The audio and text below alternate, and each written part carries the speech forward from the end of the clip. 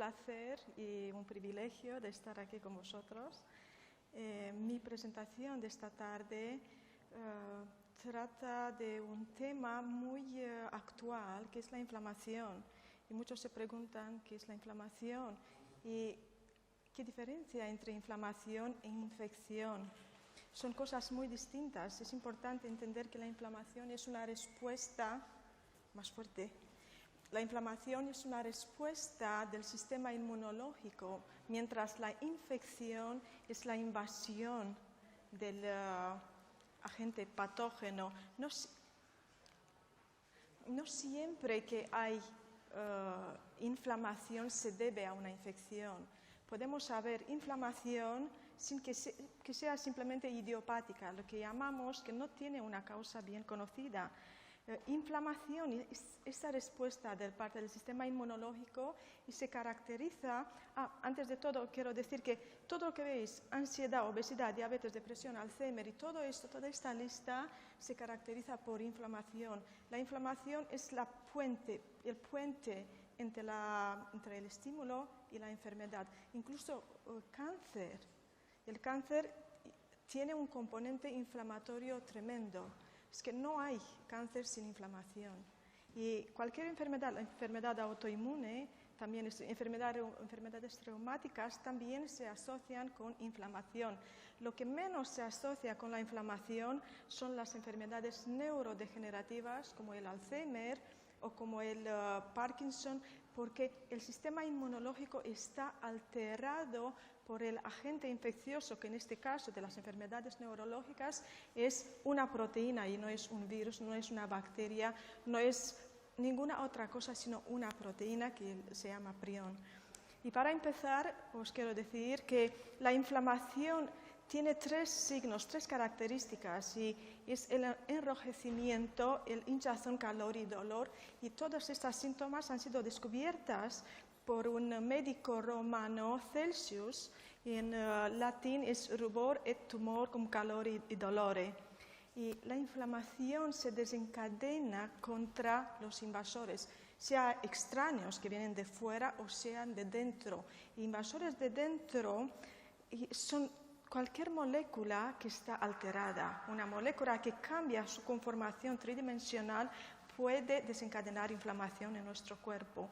Y la inflamación, una inflamación sana, fisiológica, siempre es autolimitada. El problema en las enfermedades, sobre todo en las enfermedades crónicas, es que la inflamación no tiene lo que llamamos en inglés este switch off, cuando apagamos la luz.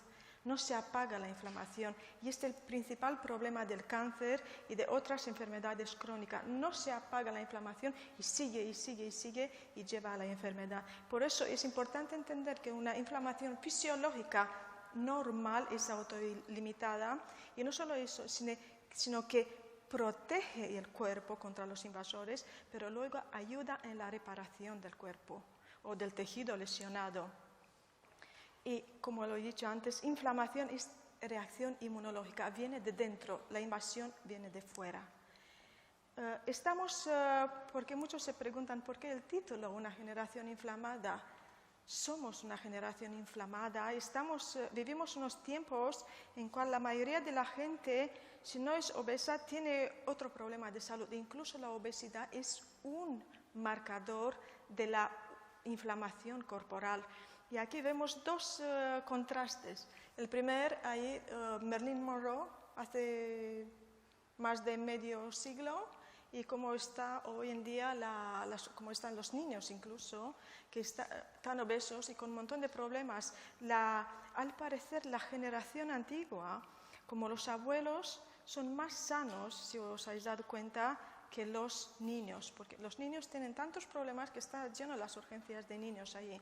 Y cómo ha subido la incidencia, porque hay dos parámetros que medimos en la medicina, es la incidencia y la prevalencia.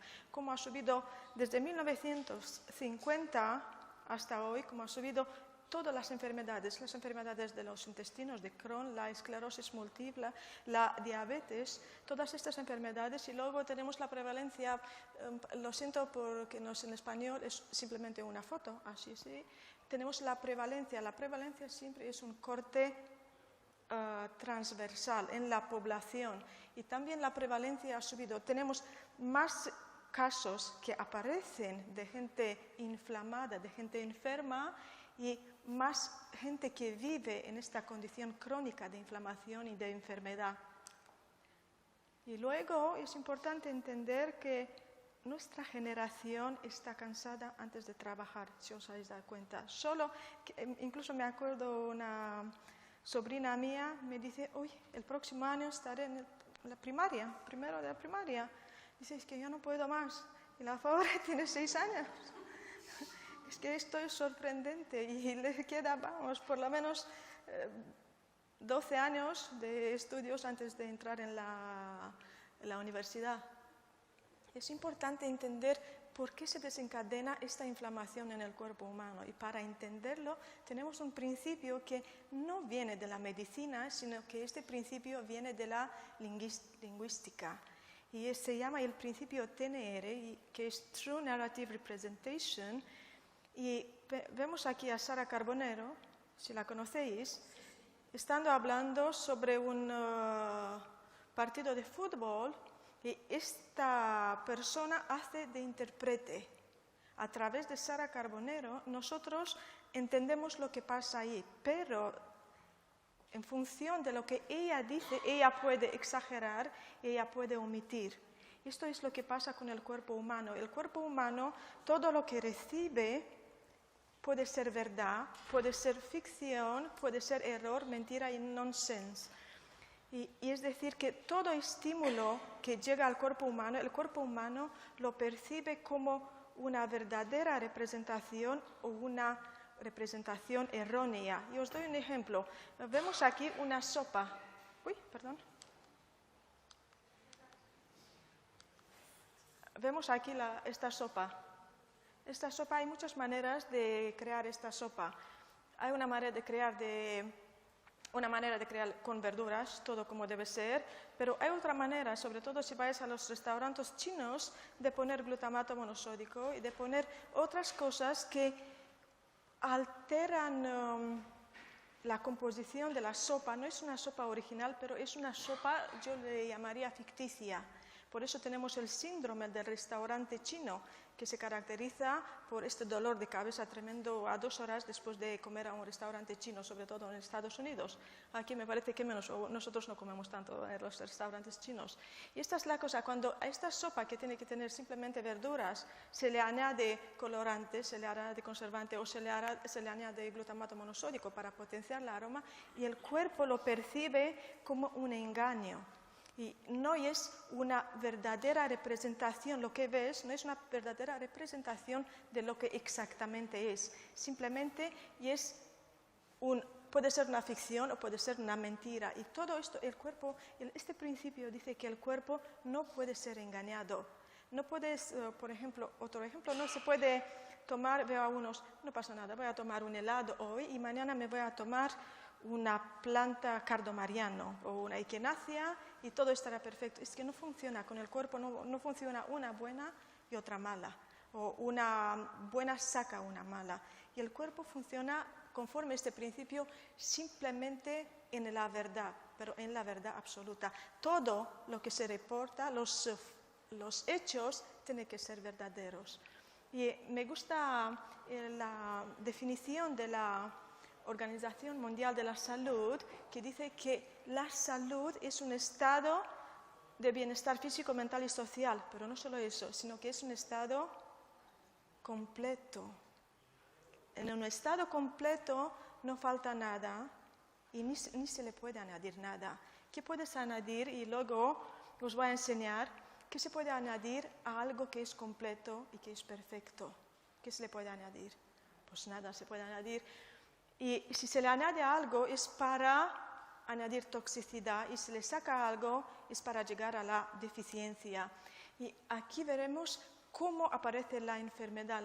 Todo lo que interfiere con lo que es completo del cuerpo humano altera la red de conexiones y de moléculas en el cuerpo humano y luego lleva a una trastoca el orden y la perfección de los órganos. Y vemos aquí estas dos niñas, cuando nacemos somos como una foto perfecta, pero con el tiempo, con el paso de los años, los factores externos, factores de estilo de vida, sacan una a través de otra estas piezas de la foto, hasta que al final ya no se entiende lo que es. Esto es el estado de la enfermedad. Nacemos sanos, o la mayoría parte de la gente nacen sanos, pero a través del tiempo, con el tiempo, alguna pieza de nuestro cuerpo se elimina, hasta que ya no se ve donde la salud inicial estaba. ¿Y qué son estos factores que interfieren con la salud del cuerpo, con lo que llamamos completo? Estos factores son simplemente pesticidas de toda nuestra comida. La comida es uno de los factores más importantes. Es importante el aire, es importante el agua, pero la comida es más importante, porque incluso si el aire está contaminado, si la comida que metemos en nosotros es buena, es sana y la elegimos con el cerebro, puede contrarrestar la contaminación de la ciudad. Y lo que influye son los pesticidas, los patógenos, las infecciones que tenemos a lo largo de la vida, las proteínas alteradas que las tenemos en los productos industriales procesados y que son causa de enfermedades neurodegenerativas, y luego es aluminio, es el mercurio, las radiaciones y el campo magnético, microondas, que todo el mundo ya lo sabe, que las microondas son malas, y las traumas físicas y muchas otras. Y aquí está la pregunta: ¿qué se puede añadir a este gato, que fue mi gata, qué se le puede añadir para hacer un gato más completo de lo que es? Nada se le puede añadir, porque no importa lo que se añade, no va a hablar este gato, va a oír y nada más. Y el principio TNR es el principio de la creación. Cuando Dios hizo el mundo, dijo, y todo era muy bueno, bueno en gran manera, muy bien. Cuando todo es bueno, no se puede añadir nada ahí. Y todos los sistemas vivos son a priori unos sistemas completos. Por eso podemos vivir, por eso podemos andar, por eso podemos hablar. Y no se puede añadir ni una J o tilde a lo que es completo. Esto hay que entenderlo sin que altere el orden inicial. Y cada intervención a través de una inyección, a través de una modificación genética, si modificamos este gato genéticamente, ¿pensáis que se va a transformar en un supergato? No se va a transformar en un supergato. Si queréis más detalles os voy a explicar luego. Y toda intervención sobre el cuerpo humano lleva a lo que llamamos exposición acumulativa. Todo se suma a lo largo de la vida hasta que el cuerpo pierde toda la coherencia y acaba en disfunción, enfermedad y muerte.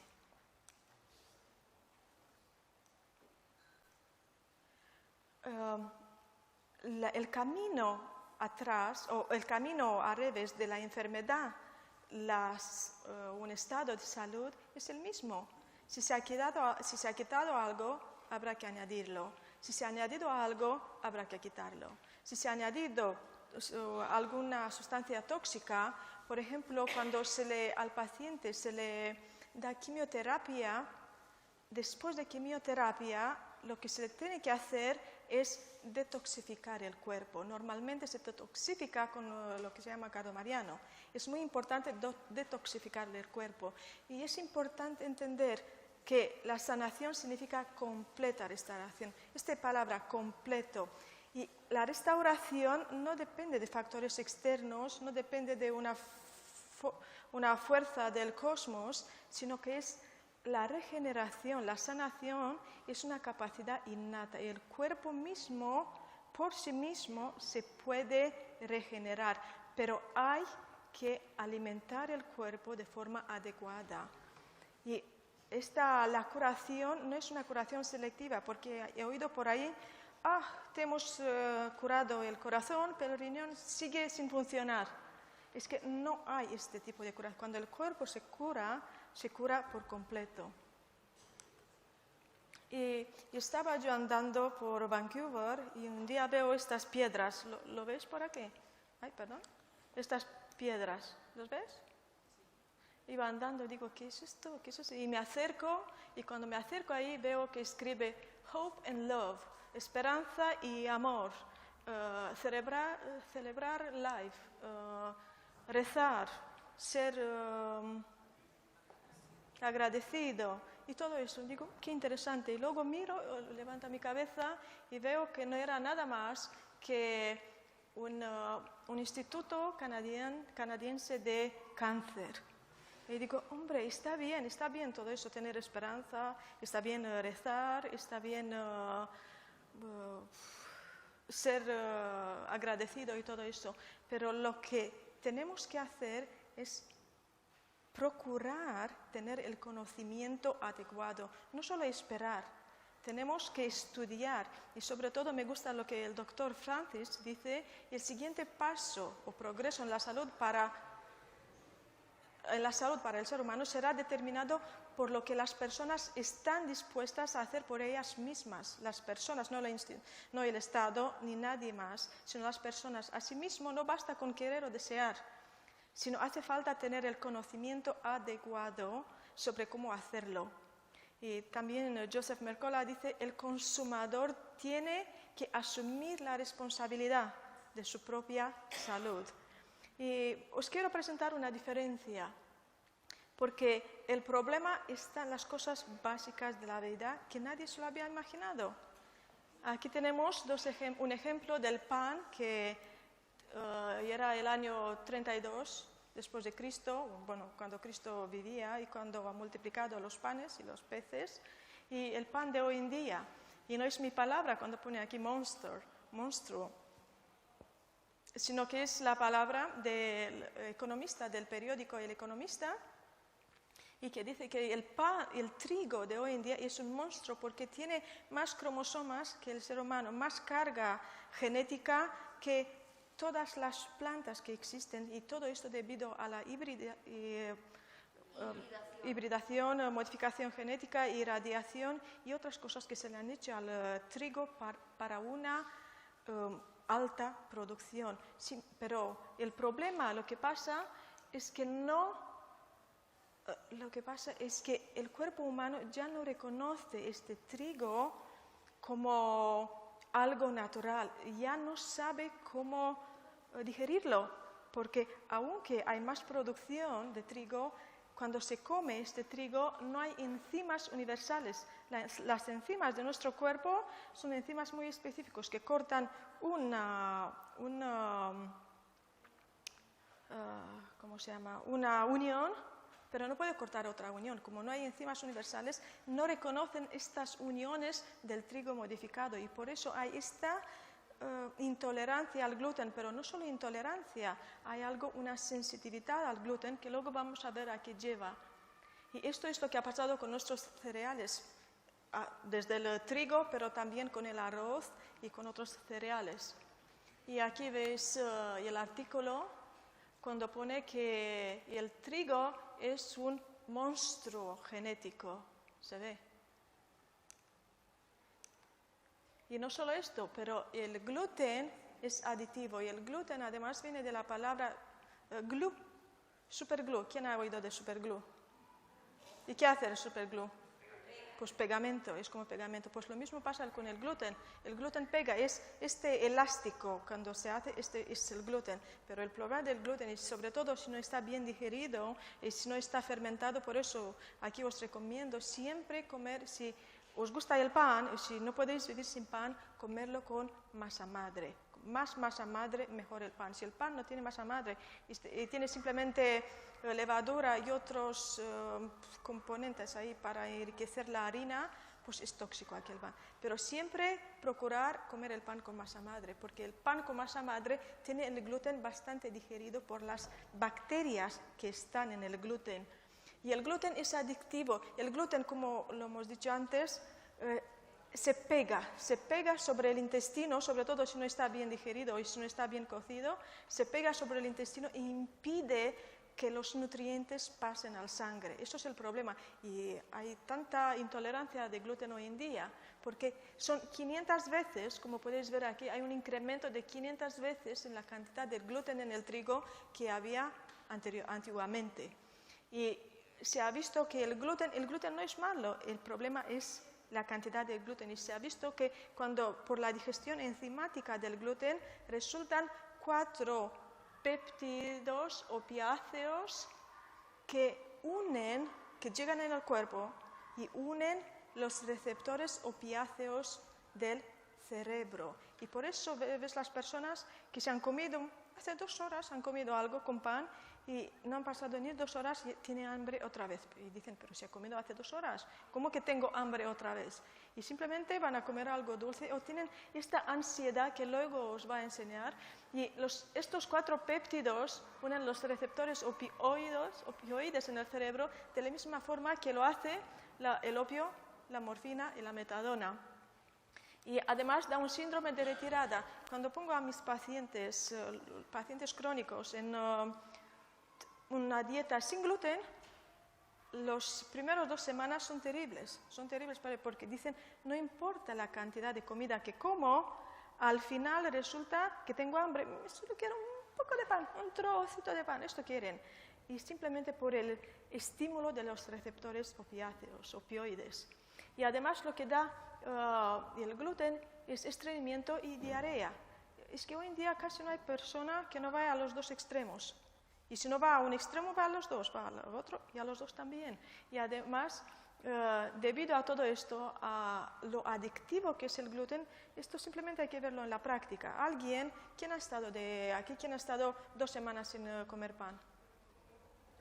Muy bien. Poquitos. Bueno, pero está bien. ¿Y cómo os parece al principio? ¿Cómo fue?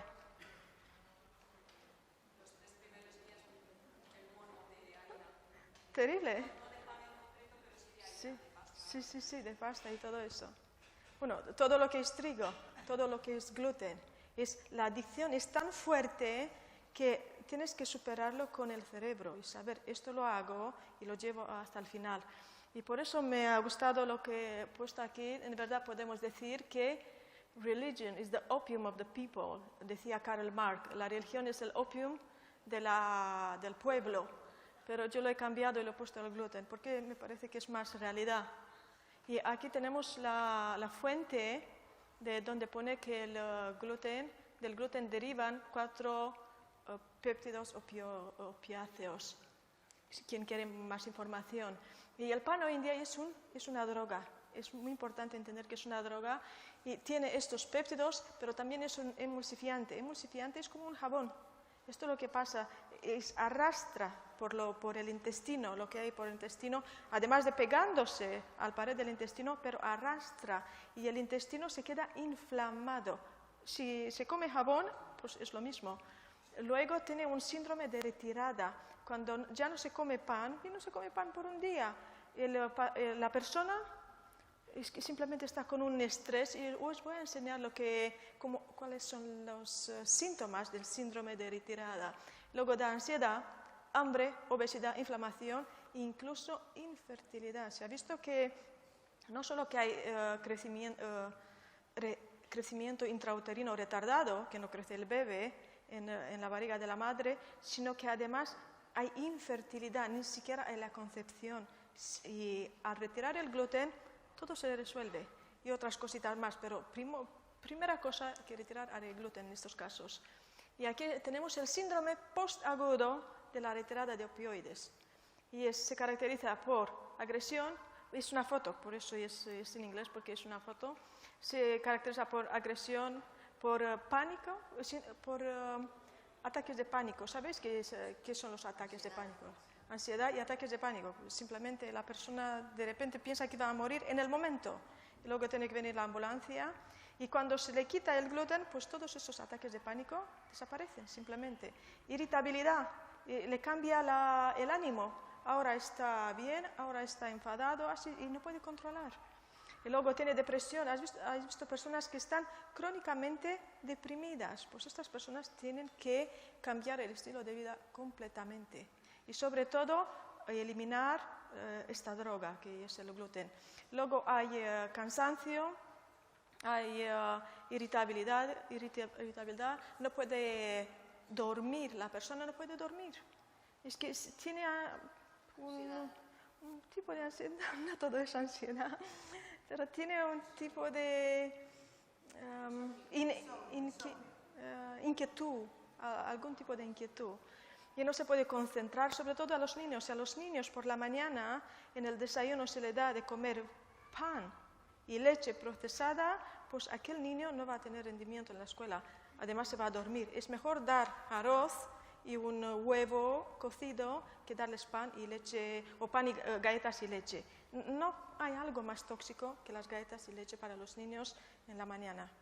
Y luego también hay gente que no tienen ganas para nada, no encuentra placer en nada, problemas de memoria, porque luego ya vamos a ver, y luego personas que no saben o no pueden hacer frente a situaciones estresantes. Es que simplemente cuando viene el estrés ya se ha perdido la persona, no tiene ni control de la situación ni control del mismo. Y me gusta esto, que lo pongo aquí, los bendecidos, esto lo he creado yo, bendecidos son los intolerantes al gluten, porque ellos estarán protegidos de muchas otras enfermedades. ¿Y cuáles son muchas otras enfermedades? Podemos ver aquí que las enfermedades son la sensibilidad al gluten, que no es necesariamente celiaquía, puede haber sensibilidad al gluten sin que haya anticuerpos positivos para la celiaquía, simplemente. Y esta sensibilidad al gluten que lleva a disbiosis, espero hablar otro día sobre la disbiosis, que es un trastorno de la flora intestinal, lleva a neuroinflamación, inflamación del sistema nervioso, lleva a una disfunción del axis intestino-cerebro y vulnerabilidad para la demencia. Es que además me ha sorprendido a mí cuando me ha venido un paciente con, no fue Alzheimer, esto fue demencia frontotemporal.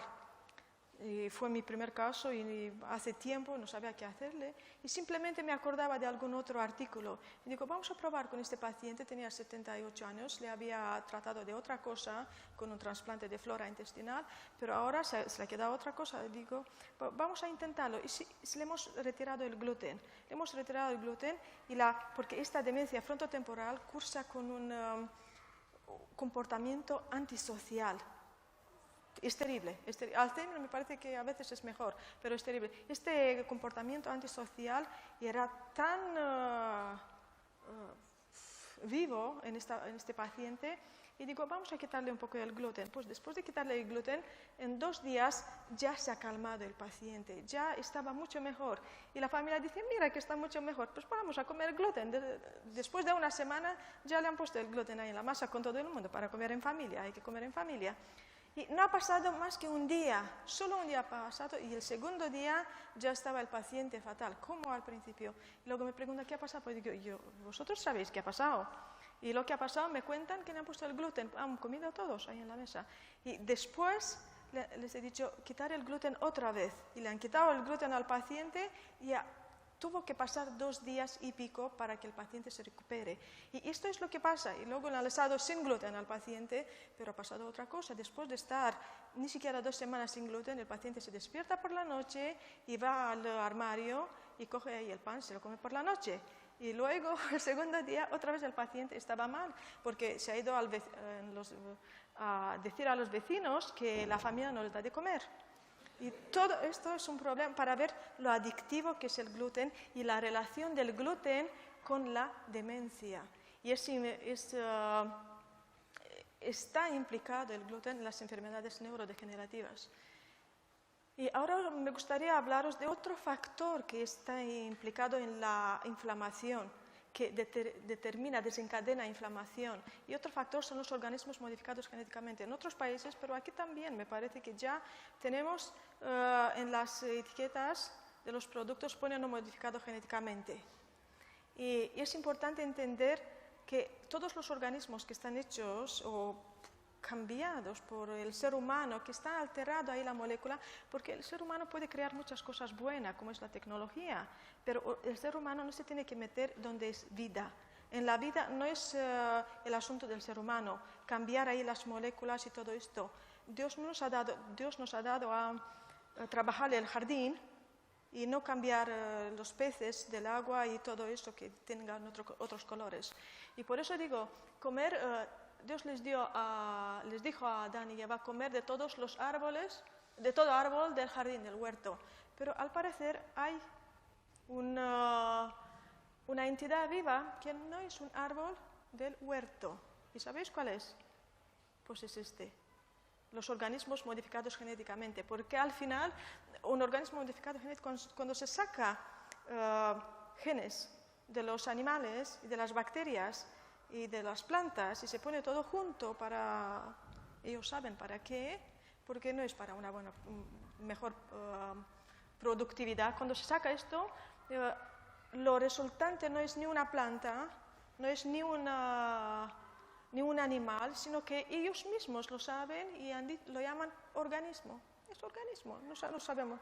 Esta es una persona, aquí es un gato y todo eso. Es un organismo y lo llaman organismo modificado genéticamente. Pues este organismo no es un árbol del jardín que Dios nos dijo que podemos comer.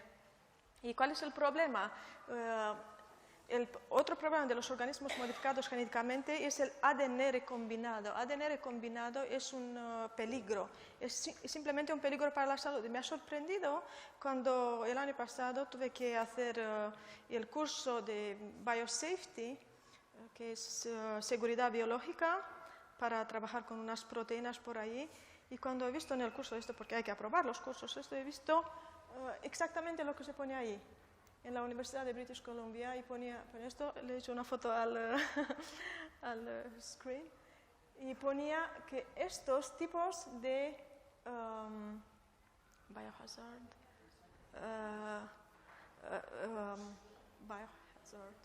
todos estos son peligrosas, todos estos, parásitos, cosas de animales, toxinas, priones, y he visto aquí ADN recombinado. Digo, wow, y le he preguntado al jefe por qué el ADN recombinado es un peligro para la salud. Y me dice, porque se puede insertar en tu DNA. Y digo, ahora entiendo por qué los campos que tienen, que son modificados genéticamente, se transfiere el gen a los campos que no están modificados genéticamente. Si habéis oído de todo esto. El ADN recombinado es muy inestable.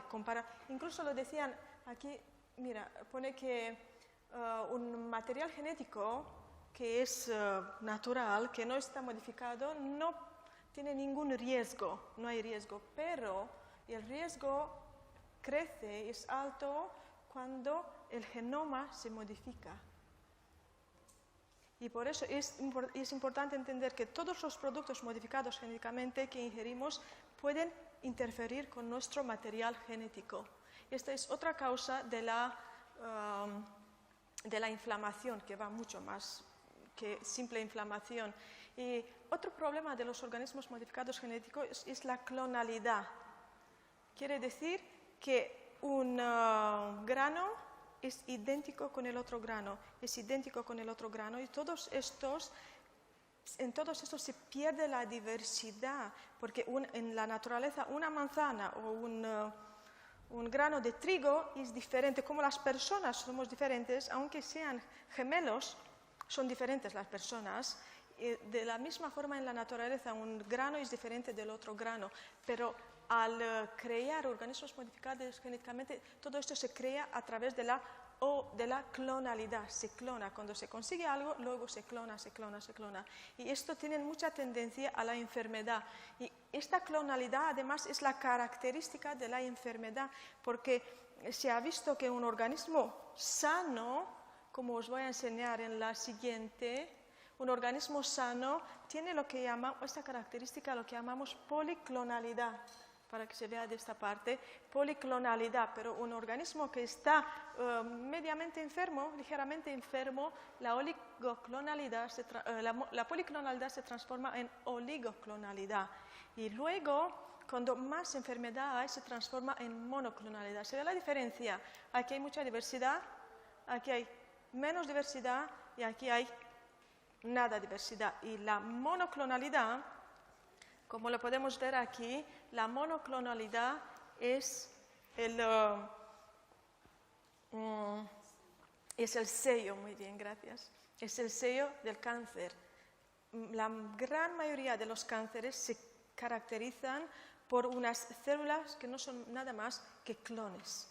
Y por esto nosotros en anatomía patológica cuando miramos, detectamos si es un cáncer. Es un tumor, simplemente un tumor, que una célula es clon de otra célula. ¿Y qué hay más allá de la monoclonalidad? ¿Sabéis qué hay más allá de la monoclonalidad? Hemos pasado de la policlonalidad, la oligoclonalidad, monoclonalidad, ¿y qué hay más allá? Hay la muerte. Nada más. Por eso es importante evitar los organismos modificados genéticamente, porque es una reducción extrema de la diversidad, lo que hay en la naturaleza. Y esa diversidad extrema, esta reducción extrema de la diversidad no puede nutrir nuestro cuerpo, porque va a haber surplus de lo que existe y deficiencia de lo que no existe, que no aportan estos organismos modificados genéticamente. Y por eso aquí pongo el tiempo para una medicina personalizada. Hoy en día, debido a que tenemos una buena seguridad social, todos vamos allí, pero se nos trata de forma industrial, podría decir, porque me acuerdo un día en urgencias, he estado con un paciente al principio, hace años, he estado con paciente más de 10 minutos y me han hecho la bronca porque he estado más de 10 minutos. Digo, hombre, pero tenía que ver exactamente el paciente porque una enfermedad no es lo mismo de un paciente a otro. Dice, no, tenías que darle a un paciente y mandarle para casa. Digo, esto no lo sabía. Y hoy en día damos las mismas pastillas a todo el mundo le damos paracetamol, a todo el mundo damos aspirina y otras pastillas. Por eso, desde Estados Unidos empieza esta tendencia de una medicina personalizada, porque cada enfermedad se manifiesta en un individuo de una forma diferente y viene desde causas diferentes.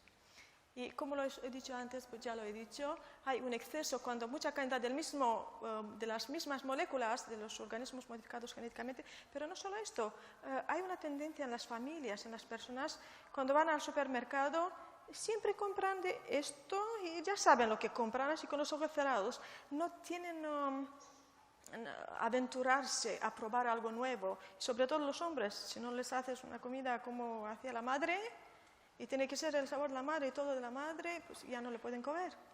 Es un problema. Por eso, ¿y esto a qué lleva esto? Lleva a la enfermedad y sobre todo al cáncer. Porque cáncer no es un misterio, y os digo ahora a todo el mundo, el cáncer es monotonía, es rutina en el estilo de vida, es rutina en la alimentación, pero es rutina también en todo que tiene. La gente va por un camino al trabajo y vuelve por el mismo camino. Cambia el camino. Si quieres curarte, si quieres vivir una vida sana, simplemente hay que poner en tu vida algo de novedad, poner en tu vida un estímulo nuevo, visitar una cosa, irte a una ciudad nueva que no has ido antes, una vez al mes hacer algo nuevo, una vez al día hacer algo nuevo, probar algo nuevo. Y de esta manera ni se acercará el cáncer a ti. Y aquí, como ya os he explicado, vamos a pasar al glutamato. Al glutamato, ¿quién ha oído de glutamato? ¿Qué es el glutamato?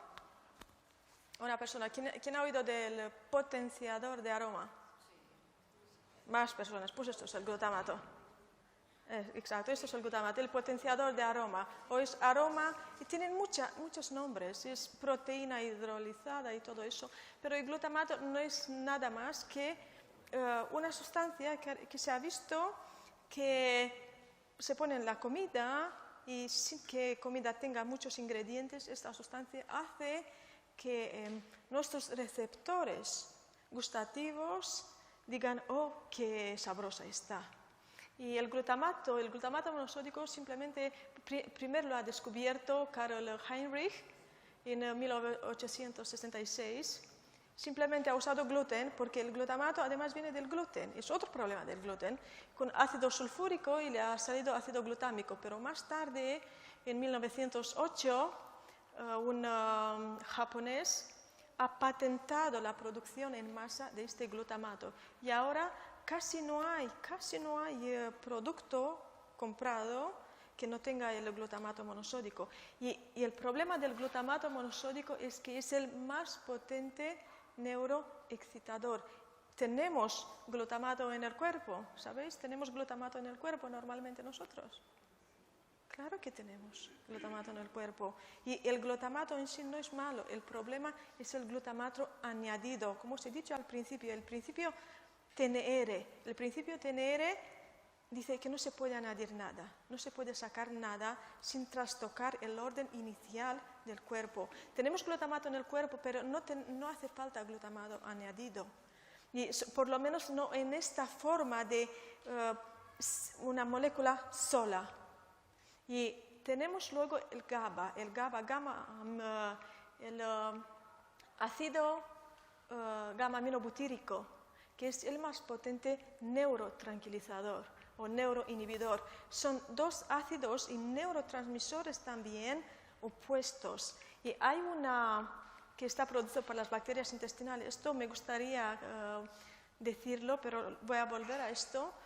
Hay una enzima que es la GAD65 que simplemente transforma el glutamato en GABA. Nosotros cuando tenemos mucho estrés, cuando tenemos ansiedad, todo eso puede ser por un exceso de glutamato. Y como os he dicho al principio, el síndrome del restaurante chino es un exceso del glutamato. Pero se da una situación como las enfermedades autoinmunes, de diabetes tipo 1, de enfermedad tiroidea autoinmune, de esquizofrenia y otras enfermedades psiquiátricas, cuando esta enzima falta porque hay anticuerpos contra esta enzima y las personas que tienen estas enfermedades, diabetes tipo 1, tiroidea autoinmune, esquizofrenia, son unas personas que están simplemente todo el rato así están. Muchas de las personas estas tienen un trastorno además de personalidad por un exceso del glutamato y le falta la GABA porque no se transforma el glutamato en la GABA que tranquiliza. Pero ¿cuál es una fuente de GABA para nuestro organismo? Y una fuente de GABA son las bacterias intestinales, sobre todo las bacterias lácticas. Las bacterias lácticas tienen la capacidad de producir GABA y por eso recomiendo cuando pensáis y hablar con un profesional, cuando estáis en estrés, cuando queréis una tranquilidad mental, cuando necesitáis concentraros en sus estudios o para los niños tomar lo que se llama probióticos, porque esta GABA te ayuda a concentrarte, te ayuda a relajarte y te ayuda a enfrentar los problemas de la vida con más tranquilidad. Vamos a pasar a un antiinflamatorio muy potente, pero primero quería preguntar cuál de los tres principios alimenticios no es necesario en la dieta. ¿Cuál no es necesario? Las grasas y carbohidratos no son necesarios. Más opiniones.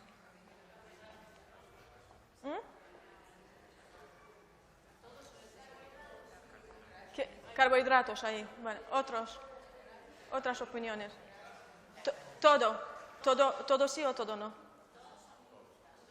Todo sí. Vale, no eliminar. ¿Otra opinión por ahí? ¿Perdón? Las proteínas no son necesarias. Se pueden eliminar, son necesarias. Bueno, pero ¿cuál eliminamos? Todo necesario. ¿Usted? De acuerdo, todo necesario. Pues sí, todo necesario, incluso las grasas. Y me acuerdo un día que he visto un puesto de helado, ponía ahí sin culpa, lo ponía en inglés, sin culpa. Y digo, ¿cómo que sin culpa? ¿Qué quiere decir sin culpa? Y me explica alguien, dice, pues porque no tiene grasa, este helado no tiene grasa. Y así no te sientes culpable que has comido grasa. Y digo, mira qué cosa, porque la gente piensa que las grasas son malas. Y las grasas, yo os quiero decir hoy y os quiero demostrar que las grasas son muy buenas. Y no solo que son buenas, tienen una capacidad, un valor antiinflamatorio muy alto, porque luego os voy a explicar que las grasas buenas, hay grasas malas. Las grasas buenas del cuerpo eliminan las grasas malas. Y no todas las grasas son iguales. Por ejemplo, las grasas hidrogenadas no son buenas. ¿Qué otras grasas no son buenas? Las grasas de colza, ¿perdón? Polisaturadas, si no son naturales, porque polisaturadas hidrogenadas son polisaturadas, ¿sabes? La grasa que está procesada es grasa mala y la grasa que no está procesada es grasa buena, pero hay grasa de palma que no es buena, grasa de colza que no es buena y las grasas hidrogenadas. ¿Cuál es la mejor grasa buena? El aceite de oliva virgen es la mejor grasa del mundo, virgen extraído en frío y primera presión. ¿Vale? ¿Y por qué es tan importante la grasa? Sobre todo la grasa cruda. ¿Por qué es tan importante? Porque, como podéis ver aquí, la membrana celular es mayoritariamente grasa. Todo, y la mielina y el sistema nervioso, ¿sabéis cuánta grasa hay en el sistema nervioso? No sé si sabes si todos somos vegetarianos o alguna vez hemos comido alguna gallina. El sistema nervioso es mayoritariamente grasa. La mielina es grasa. Y por eso, para que esta grasa se forme en el sistema nervioso, hace falta un aporte de grasa. Pero no toda la grasa es buena. Y la grasa buena es aquí. Tenemos el aguacate, aceite de oliva, incluso el de coco, aunque se dice que no es bueno. Coco es muy bueno, ya os aseguro. Y esto es cáñamo. ¿Vale? Pasamos al siguiente. Hay otras grasas buenas y veis aquí la diferencia. Hay gente que se asusta de los huevos. Los huevos son alimento completo y también la mantequilla mientras no esté procesada, más antiguamente producida, de la forma más tradicional. Pero lo que sí es malo es la margarina. Y os voy a explicar un caso. He conocido a una persona, pero no tan personalmente porque me han hablado de ella, que ahora estaba la tercera operación, le han puesto un stent, el stent se ha obstruido, estaba en la tercera operación y le han dicho esta vez que no toques ni un gramo de grasa, cero grasa. Y este paciente, que era un hombre, sigue con operaciones de corazón y le siguen bajando la grasa hasta que le han dejado en cero. ¿Cuál pensáis que será la finalidad de este hombre? ¿Cómo seguirá este hombre?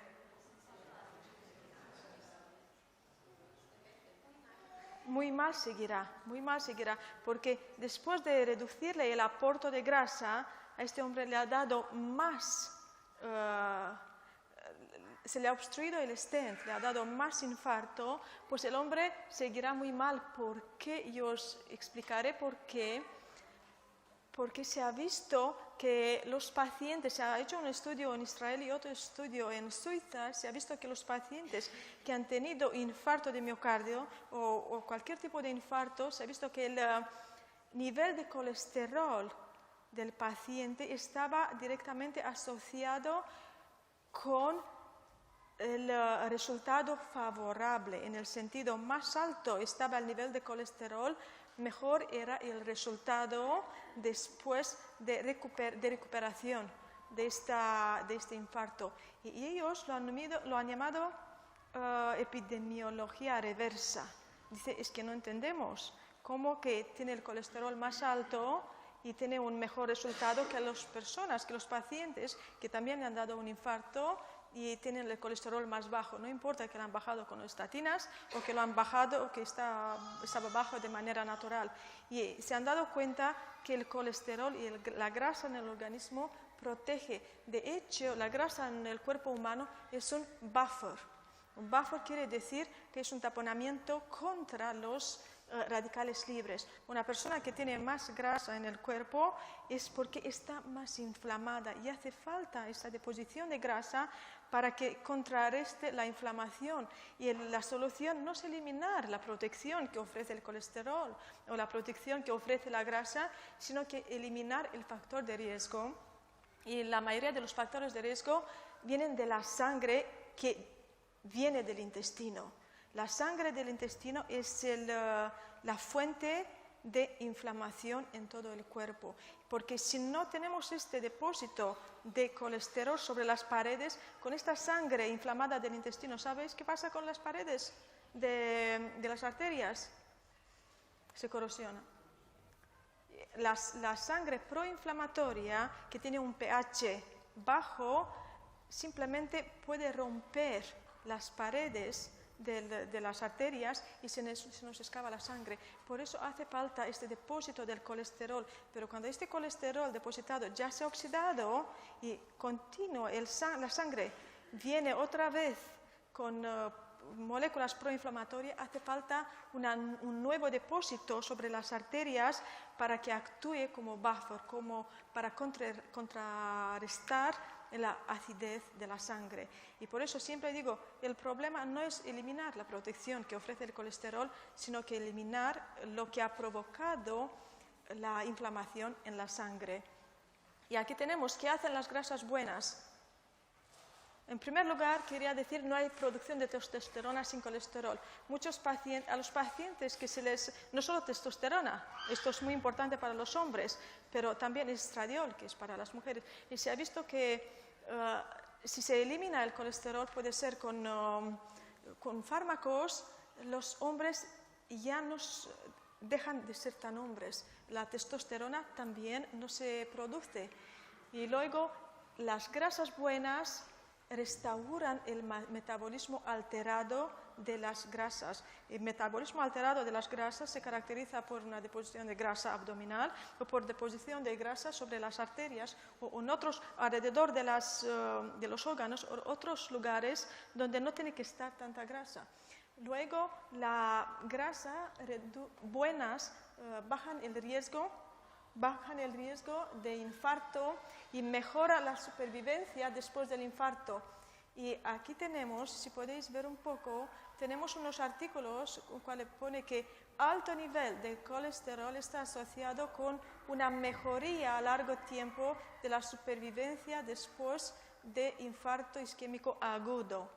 Lo podéis ver, aquí hay otro artículo que pone el nivel de colesterol bajo y las estatinas determina un resultado en los pacientes.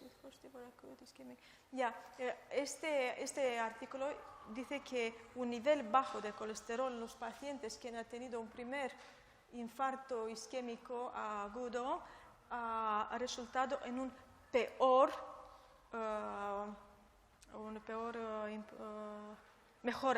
mejoría. Lo he traducido bien, ¿no? Una mejoría, un resultado peor, mal. Después, porque los pacientes cuando le dan infarto, luego hay un periodo donde se tiene que recuperar el paciente.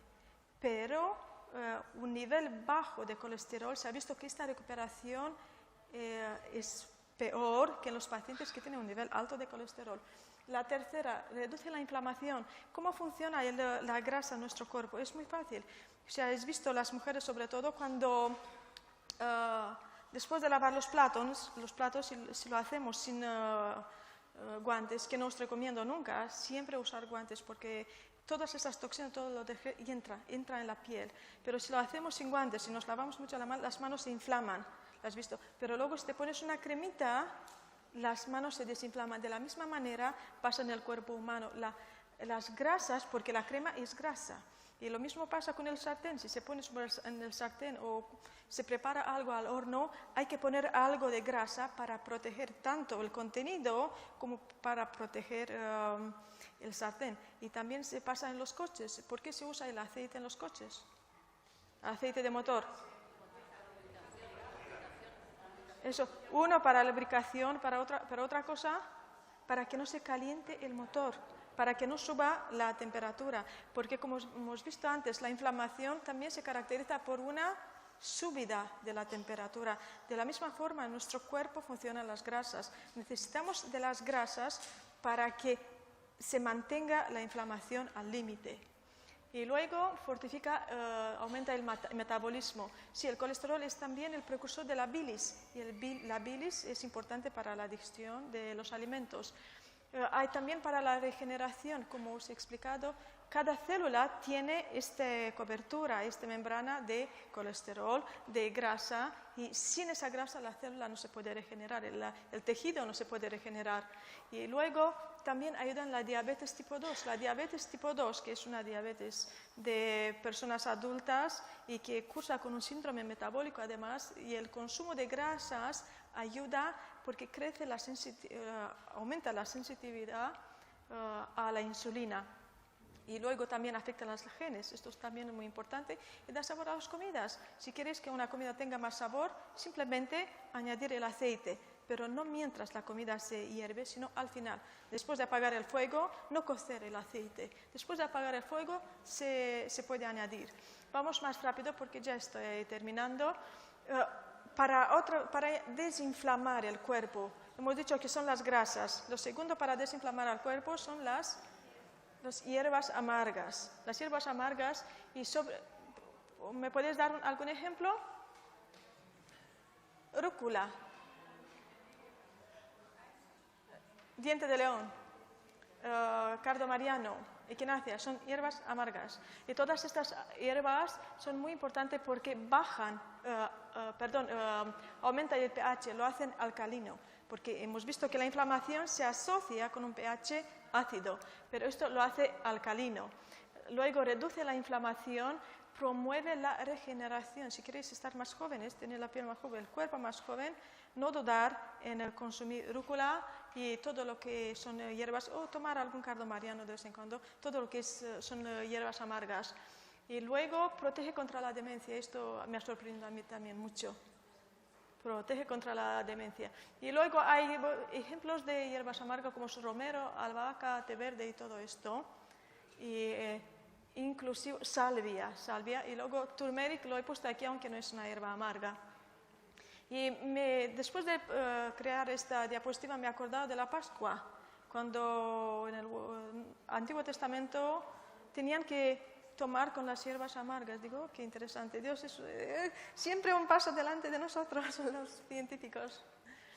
Y ya estamos acabando. ¿Cuántas comidas al día pensáis que necesitamos? Porque siempre oigo que 5. ¿Cuántas comidas al día? 2, 3 máximo. 2, 3 máximo. Sí, y aquí tenemos un ejemplo, como os he dicho, Dios siempre un paso antes que nosotros. Os he dicho, no necesitamos 5 comidas al día, pero si queréis tomar algo en la merienda, en media mañana, ¿qué se puede comer? ¿Un trozo de queso o una manzana? Una fruta, muy bien. Una fruta igual se puede comer una zanahoria y todo eso. Pero si os comáis a media mañana un trozo de queso o cualquier otra cosa, ya se considera comida. Pero si os tomáis una fruta ya no es comida, ¿vale? Porque sigue otro proceso de digestión. Por eso es importante, si queréis merendar, pues una fruta o 2, está muy bien. Porque la fruta nunca se puede comer durante la mesa, ni agua beber durante la mesa, porque el agua diluye las enzimas digestivas, la digestión ya no se produce como debe ser, y luego las frutas, si se come la fruta durante la mesa o después de la mesa, provoca flatulencia, y es una de las causas importantes de flatulencia. Y para acabar, esto es el mensaje para llevar a casa. El principio Tenere es el principio según cada organismo sano funciona de forma coherente. Pero me gustaría que lo lea alguien. Ricardo, ¿te gustaría leerlo, por favor? Alguien del público. Sí.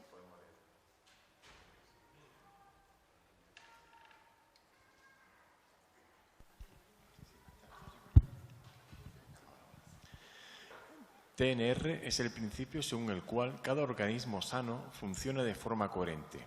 El cuerpo humano no puede ser engañado, manipulado. Salud significa ser completo. Nada se puede añadir o eliminar de lo que es completo. Alterado o corrompiendo el entorno físico, alterando o corrompiendo el entorno físico, es suficiente y necesario para desencadenar enfermedad. Las grasas no cocinadas y las hierbas amargas, especies, tienen un potente valor antiinflamatorio. Perfecto, muchísimas gracias. Y hemos acabado. Muchísimas gracias a todos vosotros. Y me gustaría acabar con este versículo de Eclesiastes que dice, es un don de Dios, que todo hombre coma y beba y que goce de las bendiciones de toda su labor. Muchísimas gracias por su presencia y pasamos a preguntas y respuestas. Buenas tardes. Justamente como hemos terminado la charla, vamos a hacer como hacemos en otras ocasiones. Vamos haciendo, si alguien tiene alguna pregunta, levante la mano, nos vamos a acercar. Allí va a estar una compañera y yo en este otro lado, así que vamos a ir simultaneando un lado y otro, ¿de acuerdo? Has hablado de las hierbas amargas, pero ¿y las que no son amargas? ¿No son buenas también para el organismo, como por ejemplo el poliomenta, la manzanilla, la tila? Sí, son muy buenas, ¿no? Pero las hierbas amargas tienen un potencial más antiinflamatorio, más potente, y luego es que dan una ayuda a la limpieza del hígado, que el hígado siempre, debido a la sangre que viene del intestino, porque la sangre que viene del intestino siempre pasa por el hígado para llegar a la circulación sistémica, y el hígado es esta estación que detoxifica el cuerpo, pero a su vez hay que detoxificarlo. Son buenas, muy buenas, pero unos son más potentes, otros menos potentes. Sí. A ver.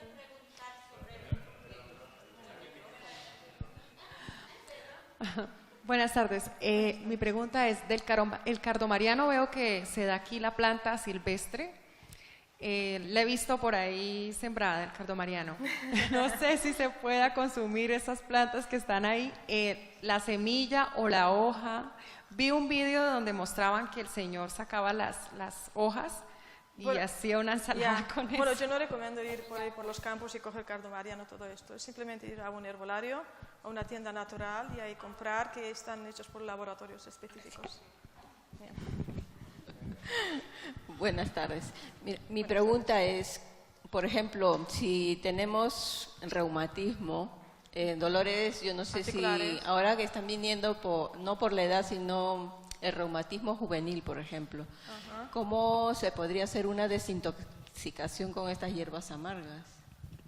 ¿Desintoxicación? ¿Con hierbas amargas de reumatismo juvenil? Para limpiar. Tenemos que entender un principio en la medicina y en la vida diaria, que todo efecto tiene una causa.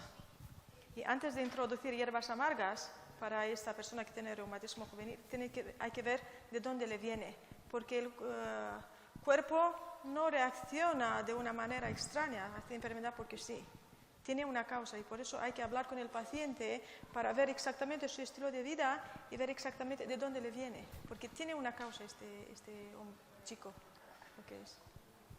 No se puede añadir algo si no se elimina la toxicidad anterior, porque la curación tiene dos principios. El primer principio, eliminar lo que sobra, lo que es tóxico, y luego añadir para curar y para regenerar. ¿Vale? Sí, mira, para preguntarte, ¿cuál el aceite, o sea, qué cantidad deberíamos tomar a diario? Muy buena pregunta, muy buena pregunta. Pues mi consejo es tomar aceite, sobre todo aceite virgen extra, con cualquier comida que os apetece. Y si tenéis una ensalada y tiene algo de aceite, podéis añadir un poco. Si os pone una comida o una sopa, añadir un poco más en el plato. Pero nunca en la ensalada está poner aceite y vinagre. El vinagre es proinflamatorio. Y el vinagre hay que cambiarlo con limón, muy bien. Y por eso el aceite, no importa, si te gusta más aceite, por ejemplo, a mí me encanta el aceite. Y el aceite es lo que me mantiene, puedo decir, sin inflamarme, o quiero decir, sin ganar en peso. Por eso es importante, siempre yo añado aceite. Si te gusta más aceite, incluso en todo lo que se puede añadir aceite, hay que añadir. Incluso en lo dulce. Si estáis preparando una pudín, arroz, allí, sí, se puede añadir aceite de coco. En todo lo que se puede añadir más aceite, mejor. Hombre, ahora tampoco beberlo. Abusar, porque el abuso es otro extremo, ¿vale? Vale, ok. Saber, porque he leído del gluten, me he quedado ahí con la duda. Hay personas que no son intolerantes al gluten y lo dejan de tomar. ¿Hay alguna consecuencia? Porque he oído que la persona que no es celíaca no debe de dejar de tomar gluten. Entonces yo estoy ahí con la duda si... Muy buena pregunta, muy buena pregunta. Y hay mucha presión de todas las partes, mucha presión porque, ¿cómo decirlo? Simplemente, aunque la persona no tenga intolerancia ni sensitividad al gluten, el hecho de que elimina por periodos cortos el gluten de la dieta es muy beneficioso. Y si quiere eliminar por periodos más largos, incluso 2 años, no pasa nada. Pero si la persona quiere tomar algo de gluten o simplemente piensa que el gluten es necesario porque tiene algunos factores ahí necesarios, el gluten, el trigo, no el gluten, el trigo, la harina, se le puede tomar o comer harina que es harina kamut, harina ecológica, una harina antigua que no ha sido modificada. Esa es mi recomendación y siempre, si se puede, hecho en casa. Si de vez en cuando la persona llega a una situación, una fiesta, algo y no hay algo más que comer y se toma ahí gluten y lo que hay, bueno, no pasa nada, pero que no sea un hábito diario, sobre todo comer este pan del mercado, que es la vara esta, que es más ligera que el volumen que tiene, ¿sabes? Por eso, la ausencia, nosotros estamos hechos para comer los cereales, pero entre comer un cereal malo y no comer de nada, yo diría mejor no comer. ¿Y con qué se puede el gluten sustituir? Pues se puede con el arroz, se puede con el maíz, la polenta, pero de vez en cuando poco está bien, pero que no sea el pan de diario, de cada día, sobre todo no hoy en día. Y van a ver las personas, cualquier persona que deja el gluten por un corto tiempo, vamos a decir 40 días, va a haber una mejoría en el cuerpo. Se quita el cansancio, está más claridad mental, se siente mejor, se siente nueva, como regenerada. Es algo extraordinario. Yo lo he probado, por eso os digo. Le da más ánimo, más vida. Es fenomenal. Vitalidad. Muy bien, muy bien. Sí. Mi pregunta desea despejar un poco la duda o la relación que existe entre el Alzheimer y las inflamaciones. Ya. Pues a mí también me sorprendió una cosa porque yo acabo de publicar un artículo en una revista muy buena sobre las enfermedades neurodegenerativas que incluye el Alzheimer y Parkinson y otras enfermedades que las llamamos también priónicas. Y se ha visto que no hay el problema de las enfermedades neurodegenerativas porque es degeneración. Simplemente las células y los neuronas dejan de funcionar, se mueren así como que se envejecen. Pero no se envejecen de una manera natural. El problema que es el agente infeccioso, que lo llamamos amiloid o que lo llamamos prion, este agente infeccioso que es simplemente una proteína tiene la capacidad de corrompir otras proteínas del sistema nervioso y sobre todo de las proteínas del sistema inmunológico de defensa. Y cuando estas proteínas del sistema inmunológico están están enfermas a su vez, porque al corrompir la proteína, al cambiar la estructura tridimensional, ya no tienen la misma función, porque todo en la biología funciona de una manera que encaja como la llave en la, a ver cómo la llamamos, en la cerradura. Así funciona, no está escrito ahí. En el cuerpo todo funciona de una forma tridimensional, como la llave en la cerradura. Y cuando la proteína que está sobre los astrocitos, por ejemplo, ya no entra en la cerradura, ya no lleva a cabo su función de inflamación, porque inflamación también es para la reparación. Y no solo inflamación, no es solo para llevarte a la enfermedad misma es una respuesta del cuerpo para reparación y regeneración. Y este es el problema. Y en las enfermedades neurodegenerativas, el mismo sistema inmunológico está enfermo, es defectuoso. Y por eso no puede proteger. Es tremendo, es tremendo. Es como el VIH en el cuerpo. El VIH, ¿sabéis cuál es el problema del VIH?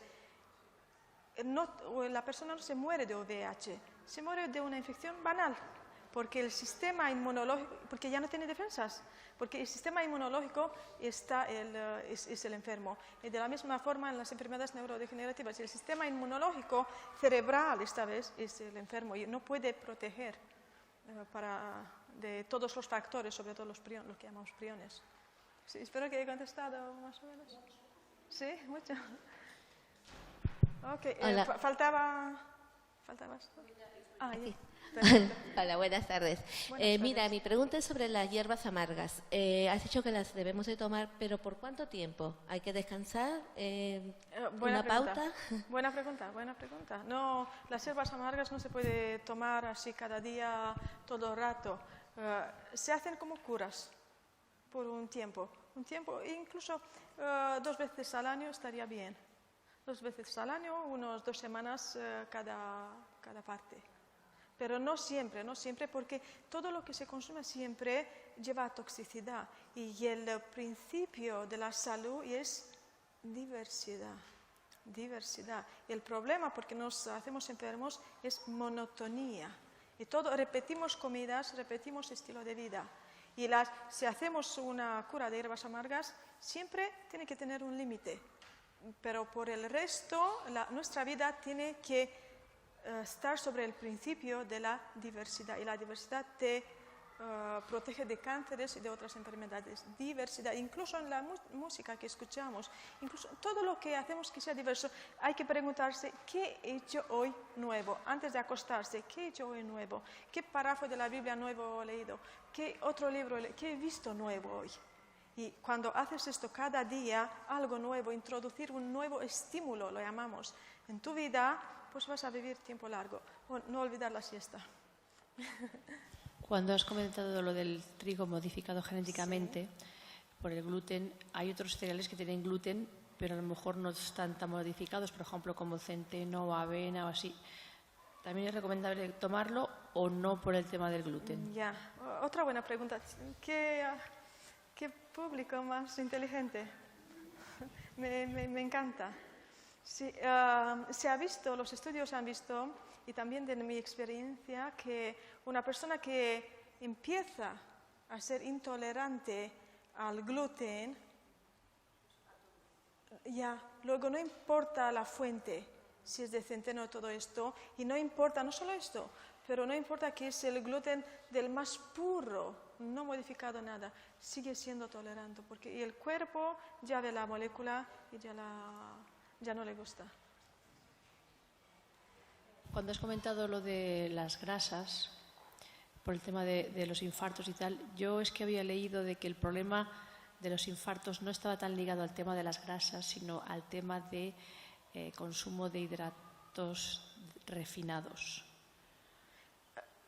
Otra buena pregunta. O sea, me refiero que cuando empezó con el tema del colesterol, lo que yo he visto es que la industria americana, azucarera, no le interesaba de que los resultados que tenía los problemas cardiovasculares se ligaran a los azúcares. Entonces se desvió el tema hacia otro lado. Entonces, tal vez por eso pensando de que infarto, grasas, ¿cómo puede ser? Pues que a lo mejor el problema no es la grasa, sino otro tipo de...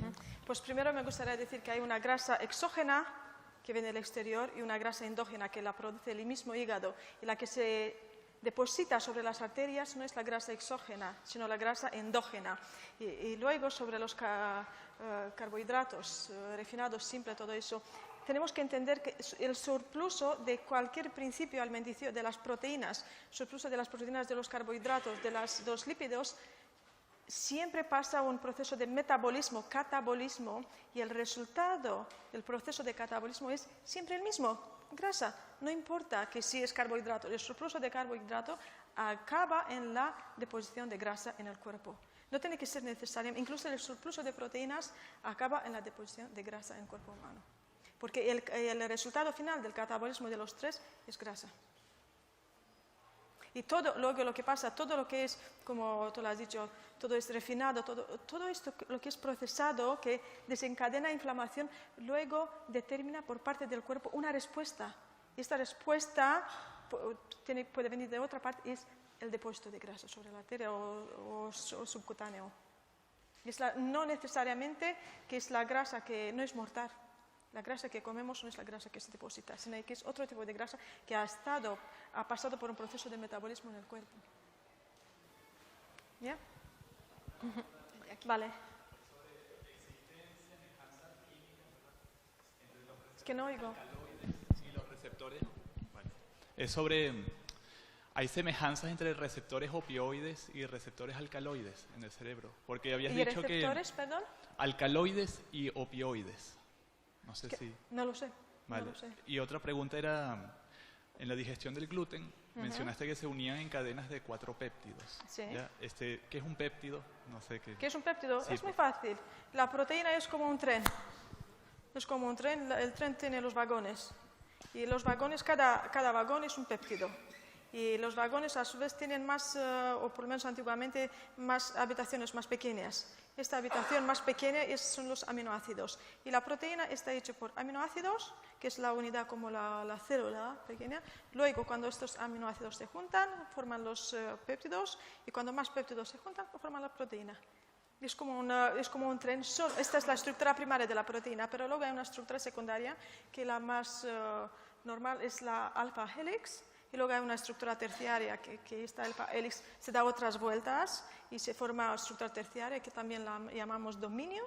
Y luego más estructuras terciarias se juntan y forman la estructura cuaternaria de la proteína. Y no hay más, porque siempre la proteína es casi globular, es una estructura tridimensional. Tengo una pregunta. Las personas que tienen hígado graso, sí.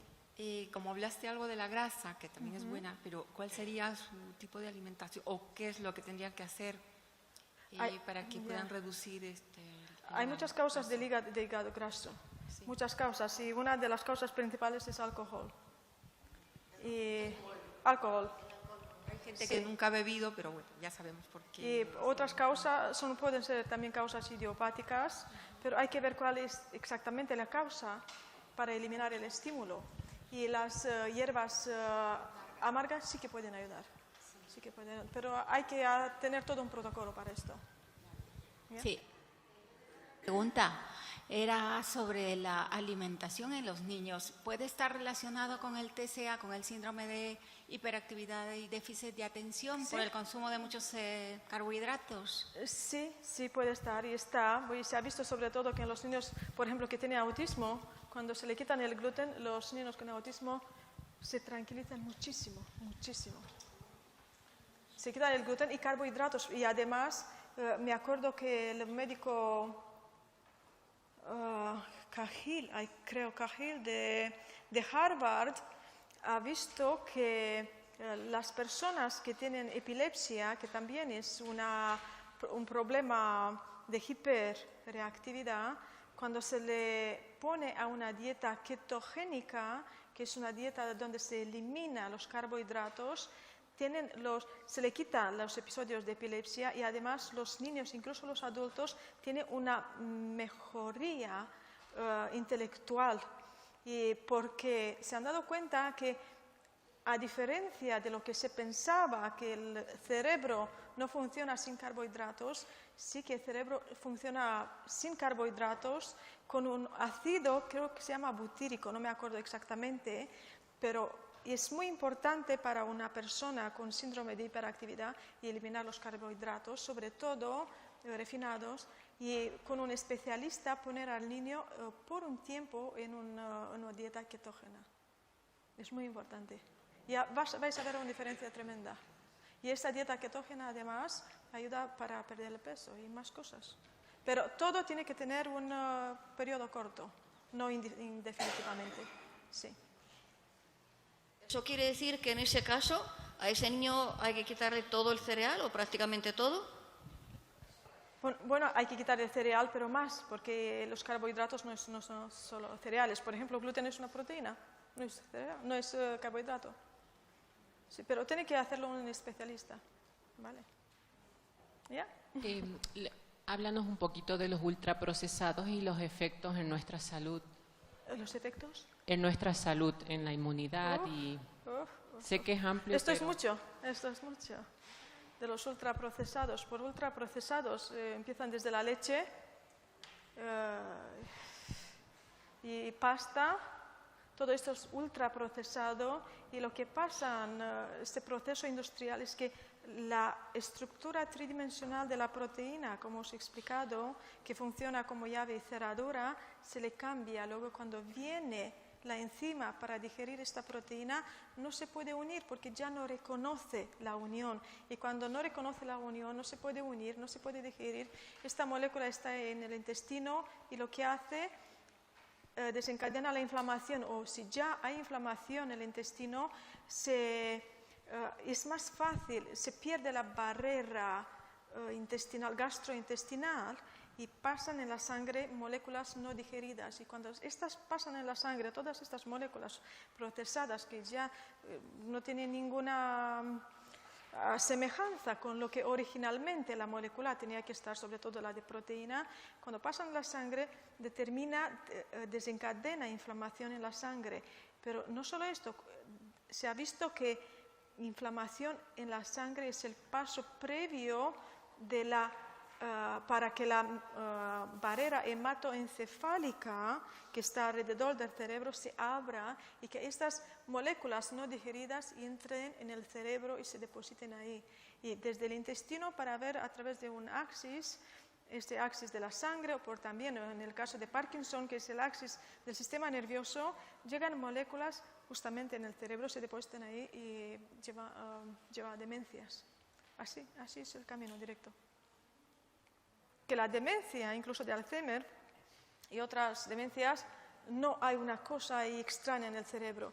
Todo el mundo ya sabe, el mundo científico, que empieza en el intestino. Y no me sorprende porque nosotros tenemos la reforma de la salud desde más de 100 años y el mundo científico apenas ahora hace la conexión entre el intestino y la salud mental. Aquí estamos. ¿Ya? Vale. Bueno, creo que no hay más preguntas. Espera.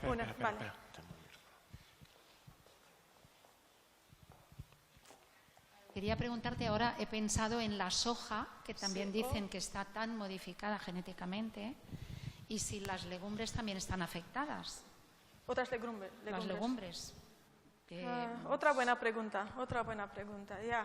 Esto lo de soja, cuando se ha estudiado las propiedades positivas sobre la salud de la soja, se han hecho sobre la población de Japón que comían la soja fermentada y como 2 veces al año, así como de Pascua y Navidad, digamos. Y es una diferencia colosal entre soja fermentada y la soja normal, porque todo esto que es legumbre y también lo que es alubia y todo eso es muy difícil para el cuerpo humano digerirlo.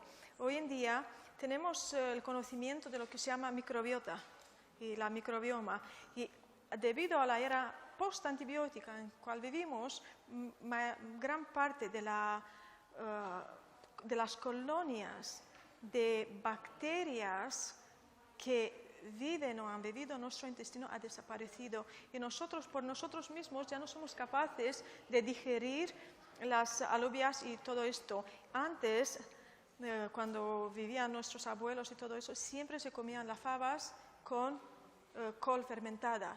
Si queréis las propiedades beneficiosas, conseguir las propiedades beneficiosas de la soja, es fácil, tomarse col fermentada, naturalmente fermentada, fermentación láctica y todo eso. Pero toda esta industria de la soja, en mi opinión, es errónea porque el cuerpo ya no puede digerir y luego todo es procesado, incluso leche de la soja, todo esto es altamente procesado. Y personalmente no recomiendo, esto para hablar de soja que no está modificada genéticamente y orgánica, pero el resto de soja me acuerdo de otra doctora que nos había explicado las capas de pesticidas que tienen los cultivos de soja, que al final te comes más pesticidas que soja. ¿Cómo cuáles? Yo personalmente recomiendo comer garbanzo orgánico, que no tenga sulfidos por ahí, todo lo que es sulfito destruye la flora intestinal, la destruye, luego la legumbre no se puede comer. Recomiendo comer garbanzo, hummus, comer lenteja, es muy sano, pero siempre intentarlo con col fermentada. Preparada en casa, col fermentada, es muy fácil, solo 2 días. Simplemente cortar la col, todo esto, ponerlo ahí en el agua, con un poco de sal y un poco de miel y una medio manzana para ayudar a la fermentación y nada más. Y luego se puede comer el col y está llena de probióticos, de bacterias que repoblan la flora intestinal y se puede digerir otras comidas. ¿Sí? ¿Ya? Bueno, habías mencionado que se está últimamente, bueno, las investigaciones llevan a que se está relacionando el tema digestivo con el tema del Parkinson, ¿no? Sí. ¿No? Sí. Lo que explicaste tú, cómo la sangre se inflama y causa la inflamación de la membrana cerebral en este caso. Vale. Una vez que, si pasara esto, ¿esa inflamación puede ser reversible o cuando afecta ya el cerebro es definitivo? Sí, vale. Si se acaba la fuente, que viene de la sangre y llega al cerebro, pues esa inflamación es reversible porque hay los macrófagos en el cerebro que engloban estas moléculas extrañas y las eliminan. Pero si sigue este aporte de moléculas proinflamatorias hacia el cerebro, pues la neurodegeneración progresa, se desencadena y progresa. Siempre hay un punto de ir para atrás, hasta que viene el punto de no retorno. Pero es tarde, el punto de no retorno es tarde, siempre es tarde. Sí. Sí, para terminar, que me parece que ya no hay ninguna pregunta. Dinos, por ejemplo, una dieta tipo de un día que sería recomendable para tener una buena salud.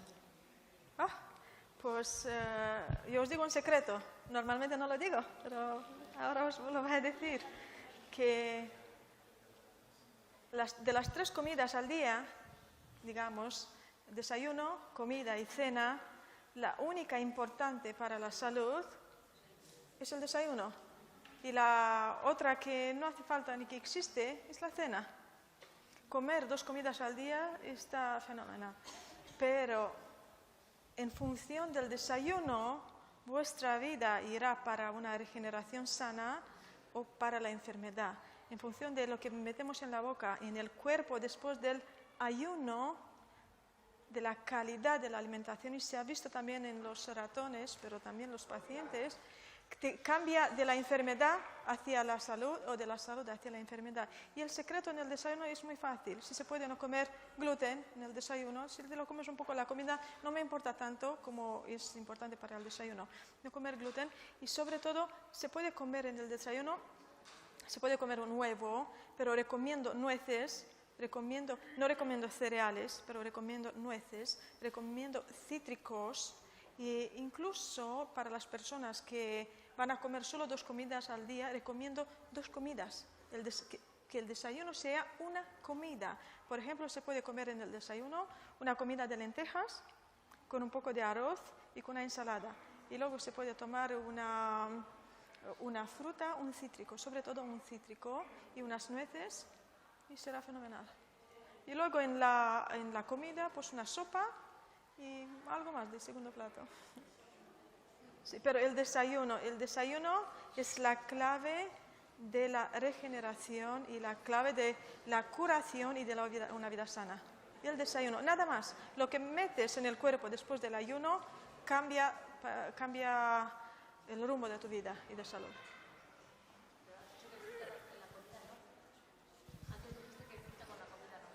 No, sí, exceptuando los cítricos,